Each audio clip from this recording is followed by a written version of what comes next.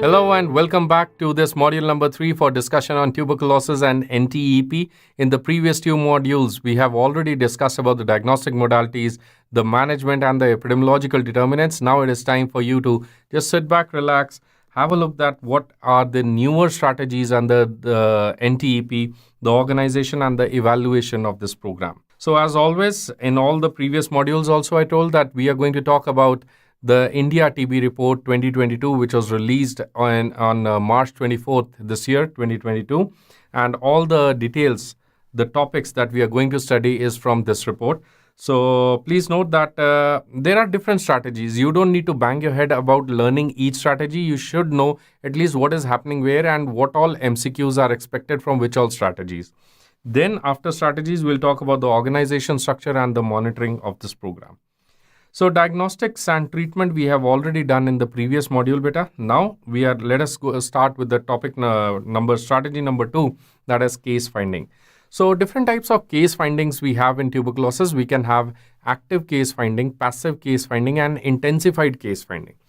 So what do you mean by this intensified? What do you mean by the active and the passive case finding? If you just look at the timeline for this TB program, we started with this TB program in year 1962 with the concept, with the funda of the passive case finding. So passive case finding is where the patient is going to come to the doctor. Then in year 2001, we started with the intensified case finding. What do you mean by intensified? That means the doctor only. It is the provider, like the practitioner-based finding only. The doctor or the nurses, they will only do that intensified, but it is done in people who are having comorbidities. Person comes with diabetes, you test them for TB. Person comes with HIV, you test them for TB. So it is intensified case finding. Then we started with the active case finding in year 2017. Active case finding means to find cases in high risk groups. So we started with high risk group screening. And then we had the population-based screening. What we are doing today is that the health worker will go to the home and they'll say, knock, knock, I am from health department. Do you have cough or fever or night sweats for more than 2 weeks? This is what we do as the population-based screening. But please note that there is something called as passive case finding, intensive case finding, and the active case finding. Active case finding is done in the high risk groups. We already did that. The intensified case finding, we already told that it is screening of the outpatient clinic, TB screening for patients attending with other comorbidities, and passive case finding is where the patient comes voluntarily for healthcare system. So these are the 3 levels of the healthcare, the case finding that we have. And you do active case finding. So that was your question number 1. Question number 2. You do active case finding where? Active in high risk groups. So which are the vulnerable population as per the NTEP? This could be your next question. If you just see this vulnerability chart. So I just took this from, again, the India TB report 2022. If you look at this vulnerability chart, vulnerable group screened during the case finding in year 2020. I don't want you to stress your eyes into it. Just look at this chart very casually. You can see that population who were malnourished. There are some big bubbles. This is a bubble chart, right? There are some bubbles which are bigger in size. So these bigger bubbles are the high-risk groups. So we have divided these high-risk groups into this MCQ for you now. The high-risk groups, they have been, the vulnerable population, they have been divided into 3 groups. We have the clinical groups, the social groups, and the geographical. What do you mean by the geographical groups? That means people living in some areas like in the slum areas or in hard to reach areas or in different villages which are way ahead or way distant than the normal habitations. So in those areas, it has been seen that TB is more. Then social groups like prisons. like high risk occupation, any occupational industries like coal workers, mines, all these, and then people in congregate settings like people who are living in old age home or people who are living in shelter homes. In those settings, it has been observed that TB would be more. And finally, in the clinical settings, like people who already have some cancer, people who already have silicosis, people who already have HIV, those become our clinical high risk groups. So these are the high risk groups, and this is what is the vulnerable population. So just remember, vulnerable population could be social groups, that is some of the prisons or this thing, clinical groups, or we can have the general population. General geographic distribution of the system of the vulnerability. Topic number 3 is incentives in NTEP. Beta, this is a 3 by 5 star MCQ topic for you. It has been asked a lot of times in exams, like what are the incentives given under the big, beautiful national TB elimination program. If you look at this incentive charts, you can see that there is something called as the Nikshay Poshan Yojana. Please note that this has been asked so many times. It's a frequently asked question with a star mark. It is a Nikshay Poshan Yojana. What is this called as? Nikshay Poshan Yojana. In Nikshay Poshan Yojana, what is the amount we are giving? We are giving 500 rupees per month to the patient.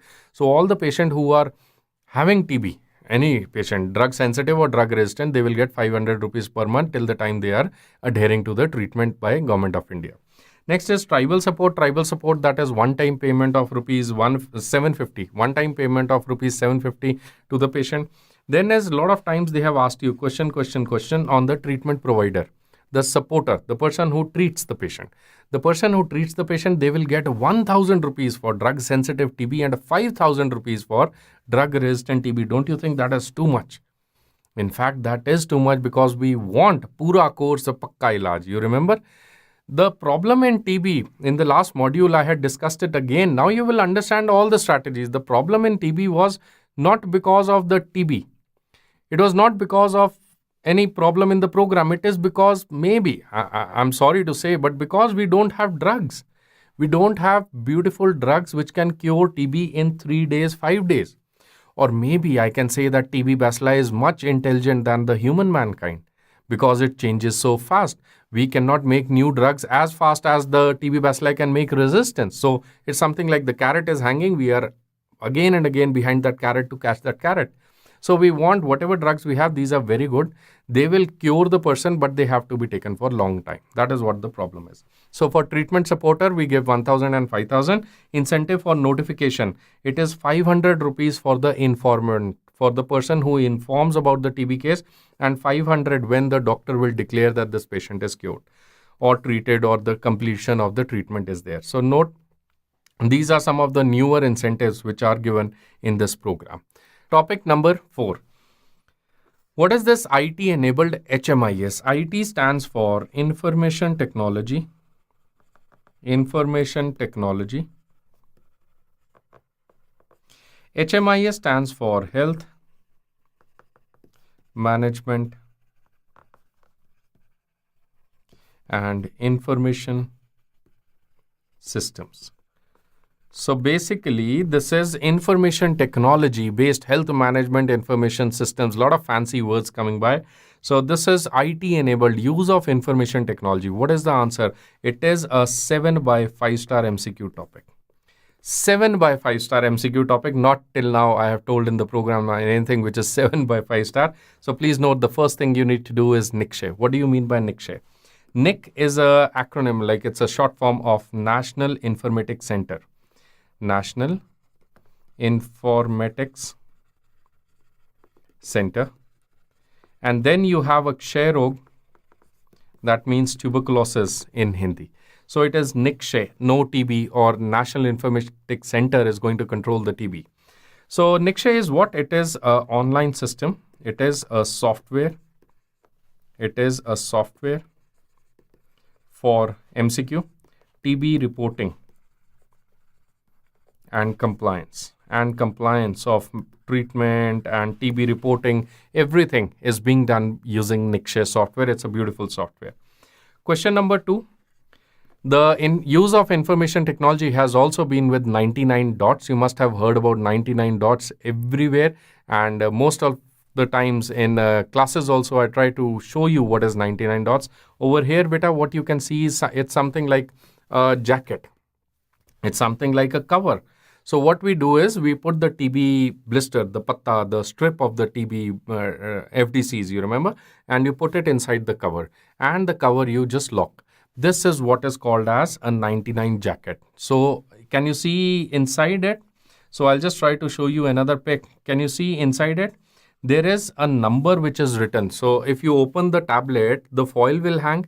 On the back side of the foil, there is a toll-free number. There is a toll-free number. So the person who takes this medicine, when they open it, they take in the medicine and they have to give a missed call on this number, on the toll-free number, and the toll-free number is different every time. It is different every time, and the person will give a missed call, and the people in the NTEB dashboard, they will come to know that this person has taken treatment. So actually this helps you in compliance of the treatment. If you miss a dose of for 1 day, 2 day, 3 day, then there will be automated calls and so on. Things will start happening. This is what is 99 dots. Another point number 3 is something called as MERM. What is MERM? MERM containers. MERM stands for Medicine Event Reminder Monitoring Systems. So you have a medicine event reminder monitoring systems. These are MERM boxes. What do you mean by these MERM boxes? In the MERM box, can you see a small area, plastic area in front? The plastic area in the front, it contains a chip. It is a GPS enabled chip, that is geographic positioning system enabled chip, which is going to detect the position of this box. And this chip will also detect the contents of this box. So when a person will open the box and take out the tablet, then the MERM box will automatically come to know that yes, tablet has been taken. And it is directly sent over to the NTEB software. So again, it's a compliance system. If you don't open, if a person forgets about opening the MERM box, then it just beeps in the box is going to sound some alarm, and it also displays on the NTEB dashboard, and people can follow through that, and that actually increases the compliance system. This is what is 99 dots and MERM doing to increase the compliance system. So that is what is IT enabled systems, where you have NTEB, you have 99 dots, you have MERM boxes now. So these are something very new to us. Now coming over to point number 5, what is this prophylaxis of TB? Beta, this is again a 5 by 5 star MCQ topic for you. For prophylaxis of tuberculosis, what is the standard drug of choice we give? The standard drug of choice that we give is, can you say with me? It is isoniazid. I think everybody should be knowing it. Drug of choice for prophylaxis of TB is isoniazid. It is given at the dose of 300 milligram tablet. You give it OD dose. You give it for 6 months. That is the standard drug of choice. But now there is some new updates for you apart from the standard drug of choice. The new updates for you is that in drug-sensitive TB, it is separate treatment, separate prophylaxis, and in drug-resistant TB, it is separate prophylaxis. This is called as IPT, or this is called now not as IPT, this is called as TPT. This is TB preventive treatment. TB preventive treatment. Earlier it was called as IPT, isoniazid preventive treatment, but now it is called as TB preventive treatment. So what is the new updates for us? We have to remember that isoniazid is to be given for 6 months in case of prophylaxis of TB. Also in people who cannot afford or who do not want to take 6 months of isoniazid, they can go with a shorter TPT. This is beta a new regime for us. They can go with a shorter TPT. This is a new regime launched in year 2022. So what is the shorter TPT? Please note it is 3 months of weekly. It's a weekly rifampicin and isoniazid. So 3 months of isoniazid plus rifampicin is given, and this is given as weekly. It can be given as alternate to the 6 months of isoniazid only. So it actually prevents isoniazid resistance also. This is what we have is for the drug-sensitive tuberculosis. What about the drug-resistant tuberculosis? In case we have a MDR contact. In case we have a MDR contact, very simple, nothing, this algorithm may look very scary to you. In case we have a MDR contact, Common sense, if that patient is symptomatic, you are going to do TB treatment.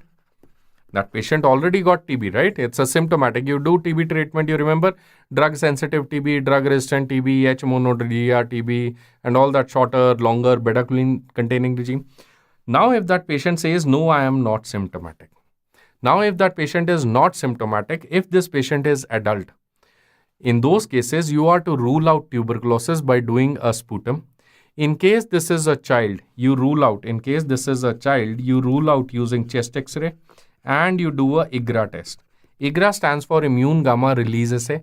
So you do a tuberculin sensitivity test or a IGRA test. You can do a IGRA test or a TST test.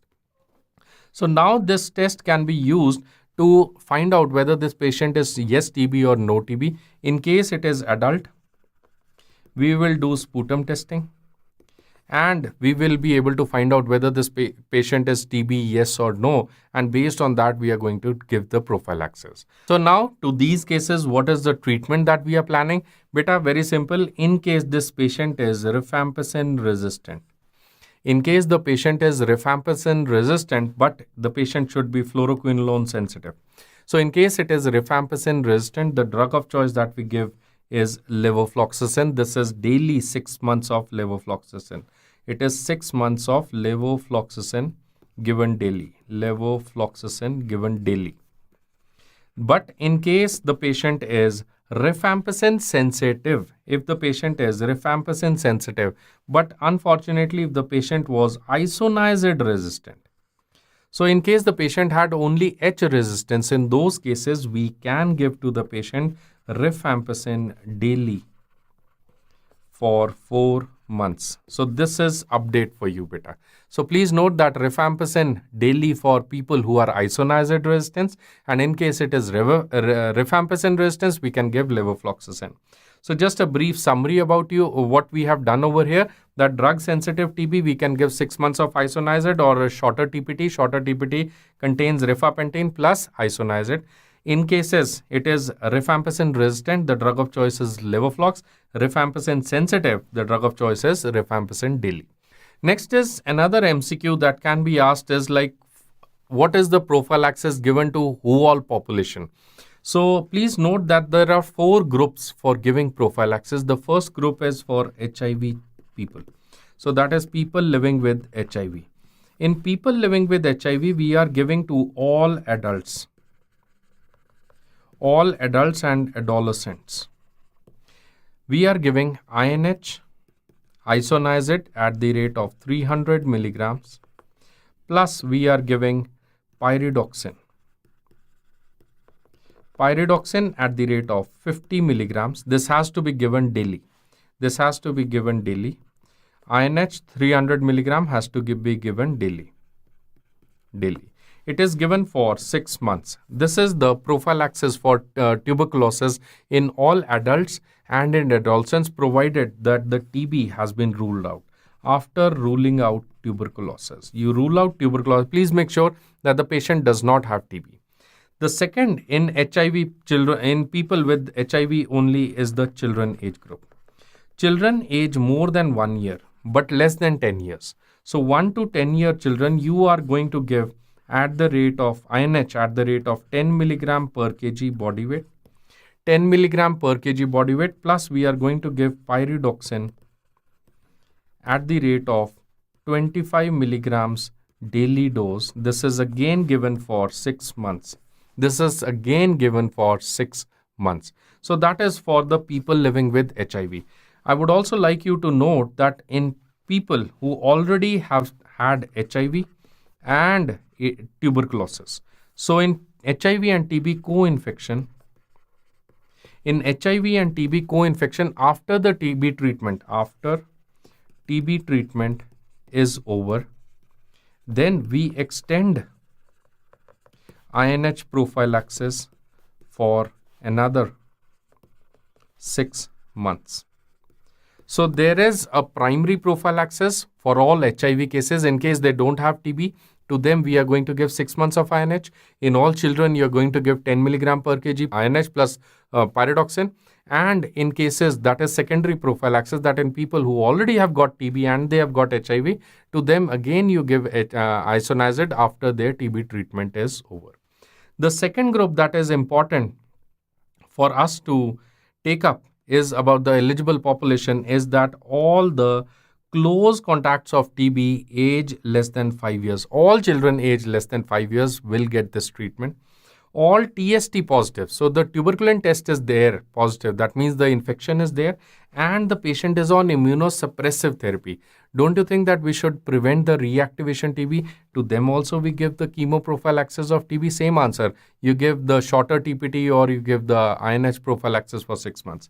And also we are giving prophylaxis to children who are born to TB positive mother. So the pregnant female was there, she was already TB positive and we have to rule out congenital TB. So these will be our eligible population for taking chemoprophylaxis of tuberculosis. Point number 6 is about biomedical waste. So how to handle the biomedical waste?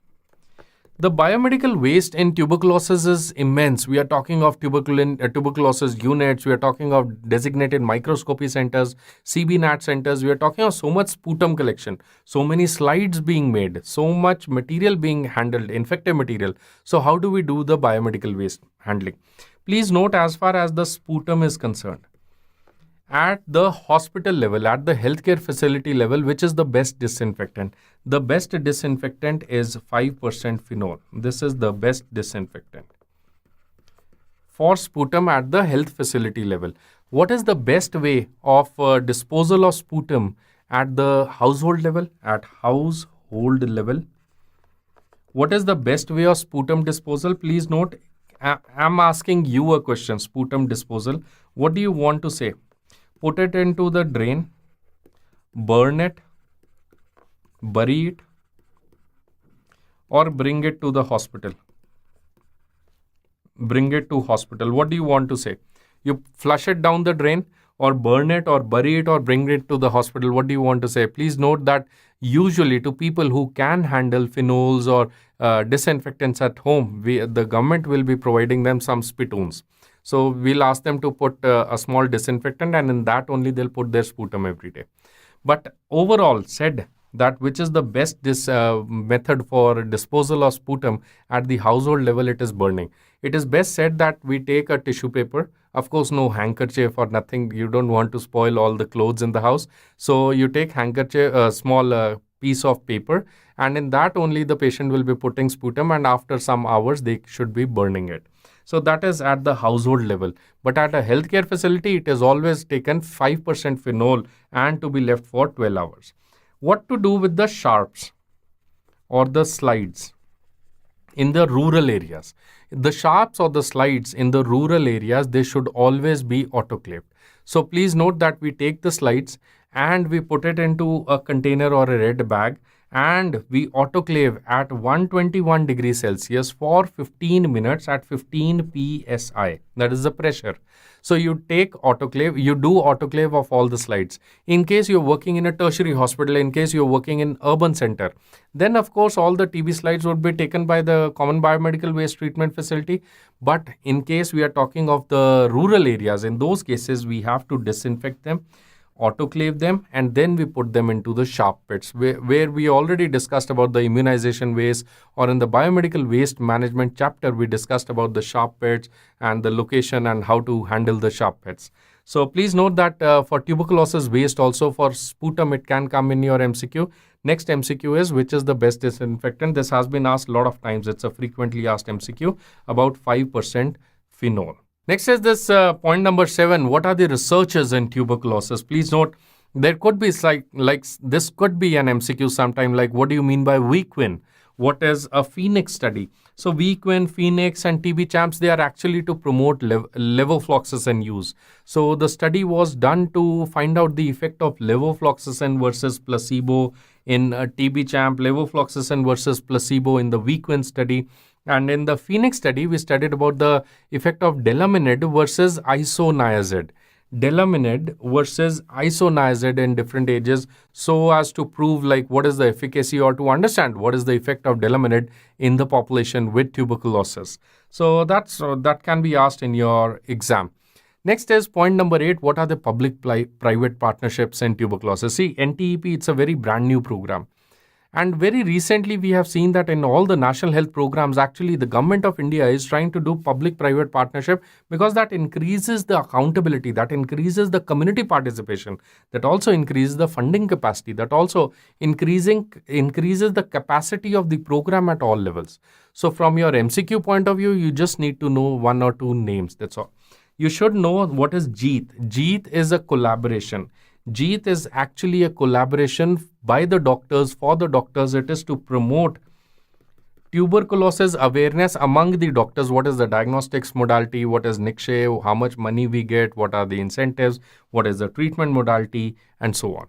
Next is there is a project ECO and SHIS, Saksham, Nishtha and National TB Sampark Center helpline numbers. These all are under the public-private partnership where the government of India is trying to promote TB awareness. So just note these names. That's all that is required. If you look at this helpline number, the government of India, we also have a national TB helpline number. The number is 1800116666.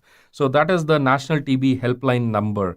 And these are some of the examples of the public-private partnership. Of course, TB Sampark Center is taken care by the government of India, but other are public-private partnership point. Next is what are the nutritional support? We already have had a discussion on this, that in the nutritional support, we have a program scheme called as the NICSHE Poshan Yojana. Poshan means to give nutrition. NICSHE is the software name, Yojana is a program. So this program is envisaging, it is trying to promote the nutritional component in the people.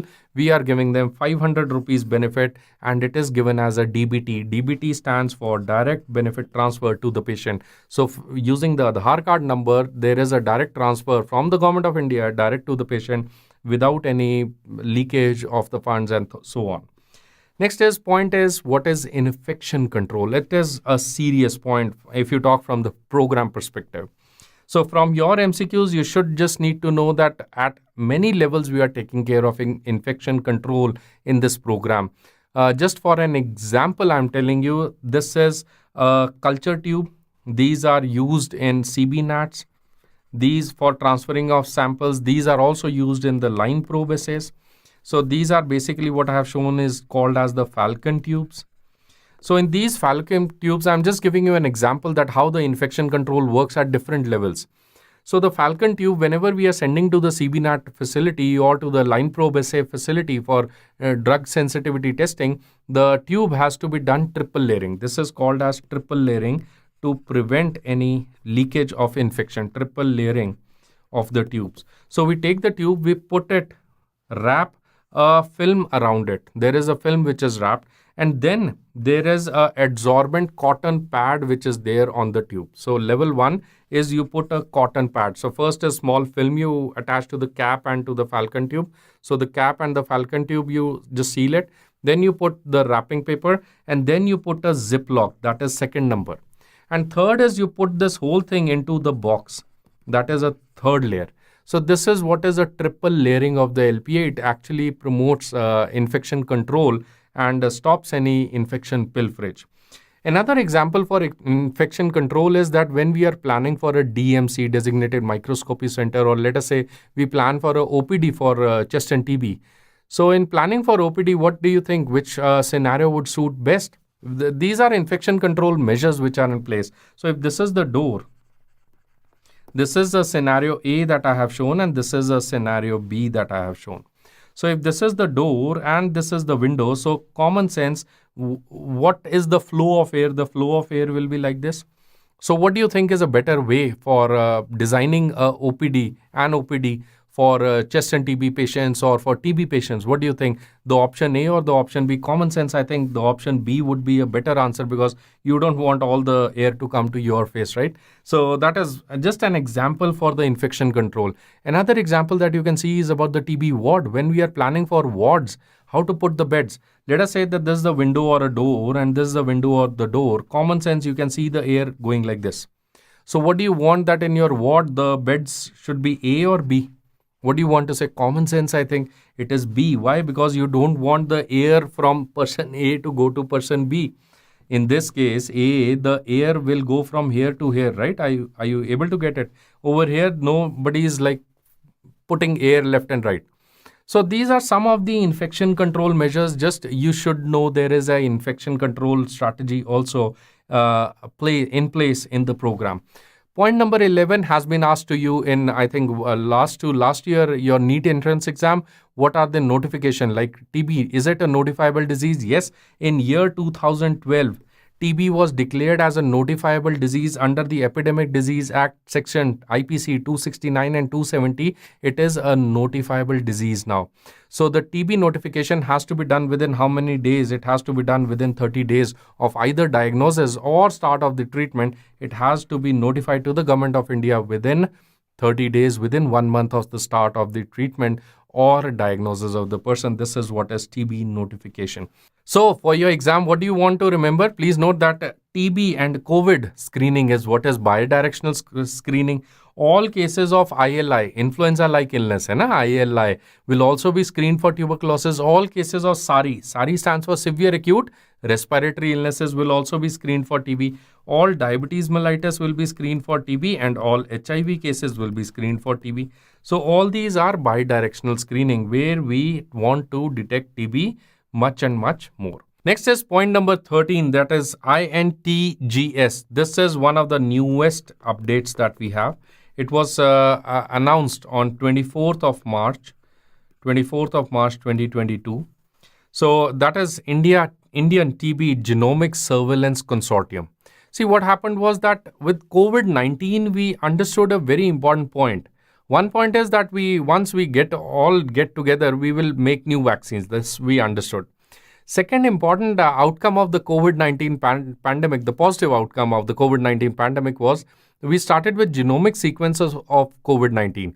So before the Omicron actually hits the population, if we get a trace that you see trend of that B2 variant starts increasing, we can expect that there is epidemic. Are you getting it? So that's what the epidemiological surveillance would do. So we find the genomic changes in the virus, COVID-19 virus, to detect and to predict that whether this may have the potential to cause pandemic, alerts, yes or no. So that same proposal, that same concept, that same funda, and in fact the same laboratories have already been identified by the Government of India. They have been taken up by the NTEB, and this we call as the TB genomic surveillance. So in TB genomic surveillance, please note that is only one MCQ, that there is genomic sequencing of the TB bacilli to find what? To find the different types of mutation. Different types of mutations. We already know all types of mutations, but to find and to say that this mutation is related with which factor or this may predict which factor is important to us. So maybe after 30-40 years, our next progeny of doctors, our next future doctors will understand that our seniors 30-40 years, they started with the genomic sequencing of TB bacilli, and that's why we say that TB is finished now. So that's how it works. But anyways, come back to MCQs. Please note that Indian TB Genomic Surveillance Consortium has been started by the National TB Elimination Program. Point number 14, that what is this T3 center? What is this DT3? It is difficult to treat tuberculosis centers. This is a new concept which was started by the NTEB, difficult to treat tuberculosis clinics or the centers. They are for management of the drug-resistant TB. So there is a new DRTB center which was launched which was started under a corporate TB program in Medanta in Gurgaon. But many areas we have established the DT3 centers or the clinics. So that is to promote the drug-resistant tuberculosis, understanding to early diagnosis, to treat them better. It is all done under the NITRD, that is the National Institute of TB and Respiratory Disease, which is located in Delhi. And then also under the Central TB Division, which is again located in Delhi, and by the National Task Force, that is people from all prominent people working in tuberculosis, doing research in TB, they all get together, and that is what is the National Task Force. So just remember for your exam, beta, DT3 Center is for promoting early diagnosis and treatment, better treatment of drug-resistant tuberculosis. Some other strategies, finally, for you coming down the lane is a lot of strategies now. So I'm just going to cruise through this. Please note that we have already done that injection-free drug-sensitive TB testing has been started in India. There's just a summary of everything that we have done. Government of India has also engaged Ayushman Bharat Health and Wellness Centers. This can be again your prospective MCQ, that in all the health and wellness centers now TB screening will be done. So integration of Ayushman Bharat with the NTEB program has been done. Guidelines for programmatic management, I think we have already talked. Shorter oral bedaquiline containing regime, we have talked. Bedaquiline is expanded to now 5 years of age. After 5 years of age, we have already talked earlier. I told you it was only till 18 years, but now we have said that more than 6 years can also take it. And pregnant females also, I told you that in case of pregnancy, now we are giving the bedaquiline containing drugs because the research has shown that. Next is free drugs, including the newer drugs, is already being given under the Government of India. Difficult to treat TB centers and DRTB centers established in the private hospitals in Medanta in Gurgaon was one of the key highlights. And establishment of DRTB centers in all the medical colleges has been done. So this is important from your MCQ, but the only important point is integration of health and wellness center with the TB program in India has been done, and that is kind of important strategy. Another 2-3 important points for you, just fancy names for you to remember, is something starting of the DARE to ERAD TB. Can you see DARE to ERAD? It's something like you move forward or you come back. It's such a like talented way of making new words. DARE to ERAD TB is now the theme now.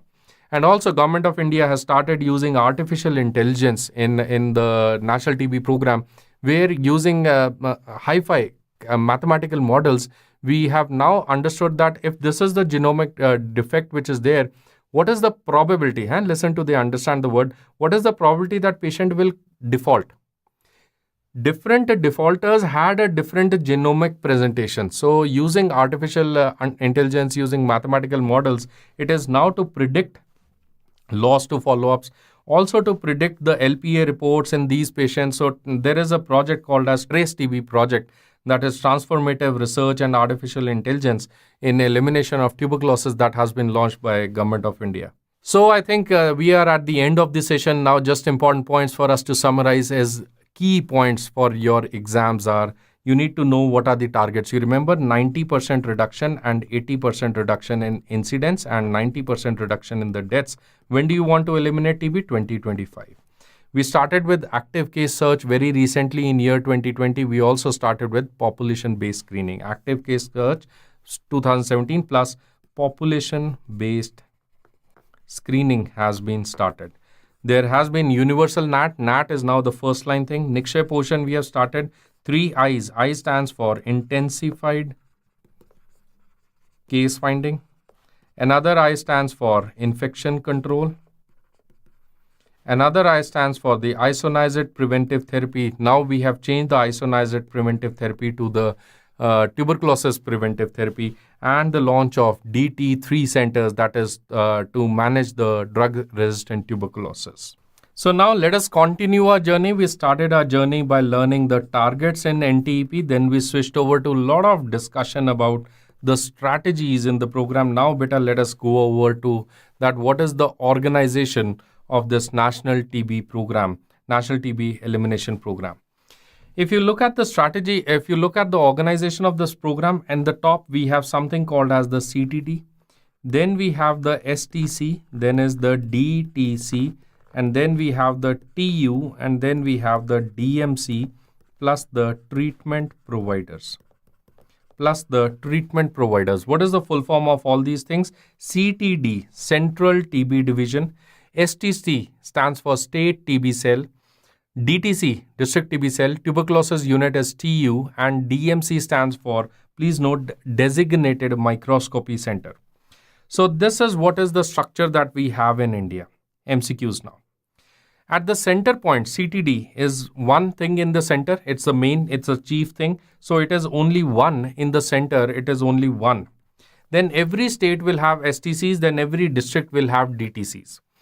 And that who is sitting at what all places? At the Central TB division, you have a person called as the Director General Tuberculosis, DGTB. At the state TB cell, you will have the STO. What do you mean by the STO?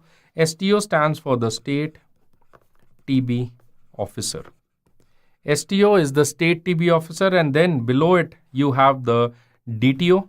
DTO stands for the District TB Officer. And then at tuberculosis unit, beta, we have something called as the MO, Medical Officer TB, plus we have STS, plus we have STLS. STS and STLS. What is the full form of STS and STLS?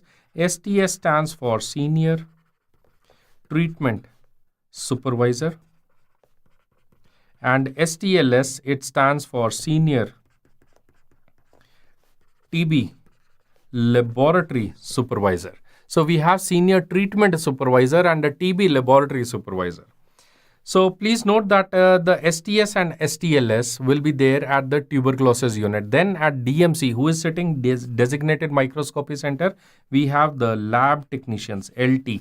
What do you mean by the LT? LT stands for the lab technician.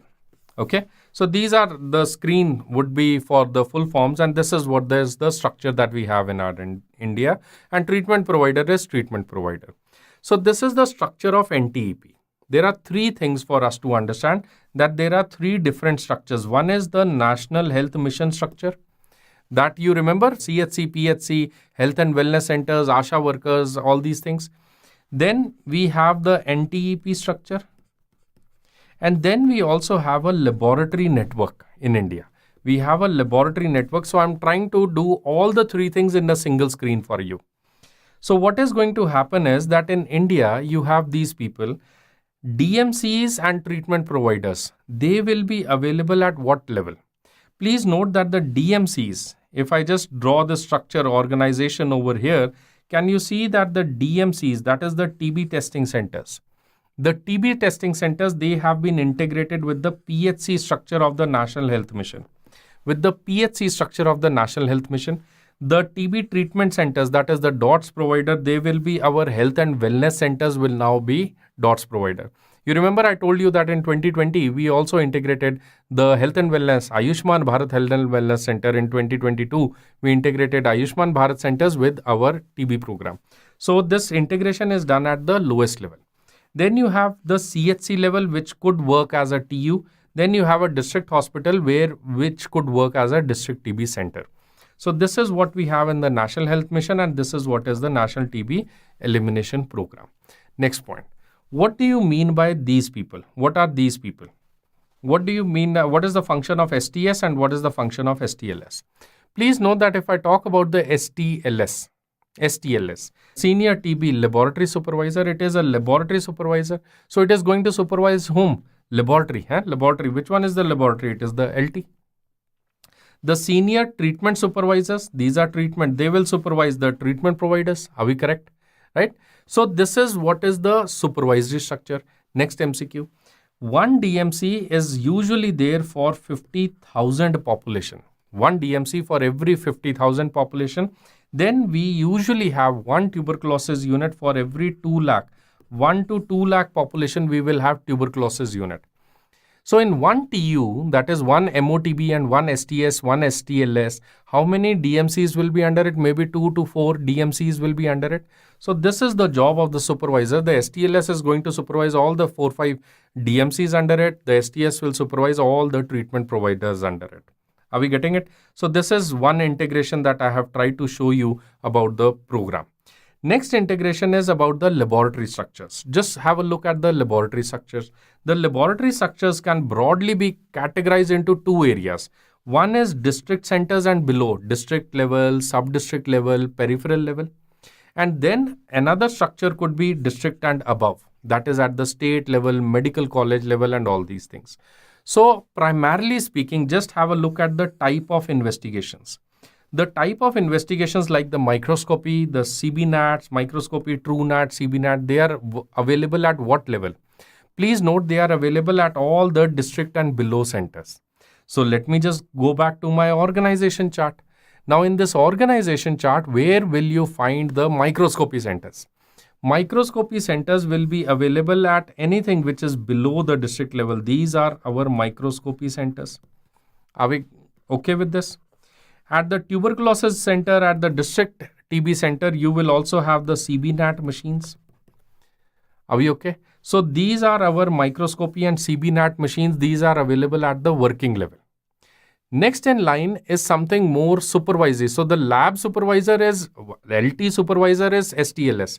There is another lab that is called as the IRLs. What do you mean by IRLs? IRL stands for Intermediate Reference Laboratory. IRL stands for Intermediate Reference Laboratory, and then there is also something called as the NRLs. There is also something called as NRL, that is the National Reference Laboratory. So if I just go back to my organization chart, there is IRLs and then there is NRLs. So NRL will take care of the IRL. IRL will take care of all the CBNAT machines in the area and the STLS people, and the STLS is going to work with the laboratory technicians in the lowest centers. Are you getting this point? So this is what I wanted to show you in the laboratory organization, that you have the microscopy centers, then you have the NAT machines, and then we have the CDST laboratory. These are all in the reference laboratory. These are at the state levels. And then you will have the National Reference Laboratory. How many National Reference Laboratory is your MCQ? We are going to have 6 National Reference Laboratories in India. If you want to look at the 6 National Reference Laboratory, we already had a word on NITRD, National Institute of Tuberculosis and Respiratory Disease, which is located in Delhi. Then you have the National Institute, Jalma.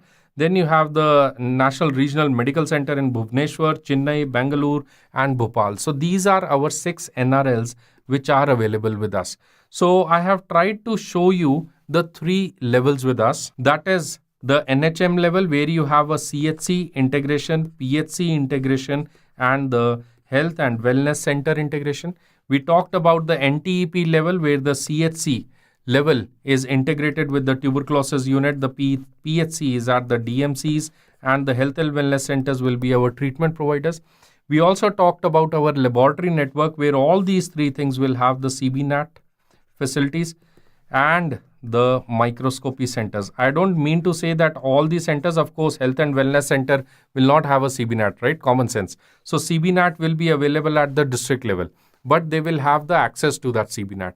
And DSTs and everything will be way beyond this. So above this will be the DSTs, drug sensitivity testing and the liquid culture testing and the culture facilities, right? Next MCQ, or the last MCQ in organization, is that which is the functional unit out of all these. So which unit do you think in the NTEP lineage, which one do you think will do record keeping, will do treatment, will do investigation, everything? Don't you think that it is the tuberculosis center which will be the main center? This is the functioning center. Why? Because at tuberculosis center, who is sitting? At a tuberculosis center, you have a medical officer TB. You also have STS, you also have STLS. So beta, this is the functioning unit of NTEP. This is the basic lowest functioning unit of NTEP. Below this you have the DMCs and the treatment providers, but this one is the functioning unit. Then you have, which is the administrative unit. I say it, I don't say it. Please note that any health program, health related program which is under the health ministry, it has to be district level administration. So there is a district level administration in the NTEP. The functioning unit is tuberculosis unit, and here I have tried to integrate all the different functionings in a single screen. So continuing our journey with the NTEP, where we started with targets, then strategies, then organization, and last topic is monitoring and evaluation in NTEP. Beta, very simple. In NTEP, we have something called as the state TB index. For every state, we build a index, state TB index. This index is containing lot of indicators. So many indicators are there, like the service indicators, the quality indicators, like within how much time we are testing, how many slides are positive, how many are negative, how many are eligible beneficiaries paid under the Nikshep Poshan Yojana. There are many, many indicators. So if you just look at this indicator map that we have in India, you can see that majority, anything which is more than 75 is considered good. So anything which is more than 75 will be a darker yellow color. I don't know if you can appreciate it. That majority, more than 65% of our country is actually in a good state TB index zone, with the maximum amount which was done by Himachal Pradesh, state of Himachal Pradesh, which has shown the highest TB index in India. Another point number 2 under monitoring evaluation indicator is that what is the best indicator to assess the burden of TB. Please note that burden of tuberculosis is best assessed using the incidence of tuberculosis. It is the best epidemiological marker to tell you about the public health problem potential of TB. Prevalence of TB is not, it is of course very good, but the prevalence of tuberculosis will actually be dependent on the cure rate. It depends on what type of infection which is spreading. It depends on MDR, TB, XDR, so many things it's dependent. The incidence of TB, how many new cases of TB come every year, is going to define the prevalence of TB. And that is the most important marker. And in fact, by doing population-based screening, we are checking what, are we finding the prevalence? No, we are finding that how many new cases will be notified to Government of India. That is incidence of TB. That is the new TB notifications. New TB notifications, that is the most important marker. So I know that maybe in the old books, if we are studying, when I was doing post-graduation or MBBS also, we had a different indicator. It was called as something called as ARTI. You must have heard about it. What is ARTI? It is annual risk of TB infection. Please note that ARTI, annual risk of TB infection, is no more taken as epidemiological indicator. It is no more required as epidemiological indicator. It is not taken under the program, in fact, because it talks about the annual risk of TB infection. So how many people will get infected will be the ARTI, which is not taken. We now have a population-based screening method, which is going to tell you about the incidence and about the prevalence of tuberculosis. So last, just to summarize, what are the recent updates in year 2022 and in your edition 6, this video, TB video, which is different from the Delta videos which we had taken in the year 2021. So some of the updates I have added in this single table for your palatable for your exam. Please note that the TB epidemiology has kind of changed from the edition 5. You see, this is edition 5.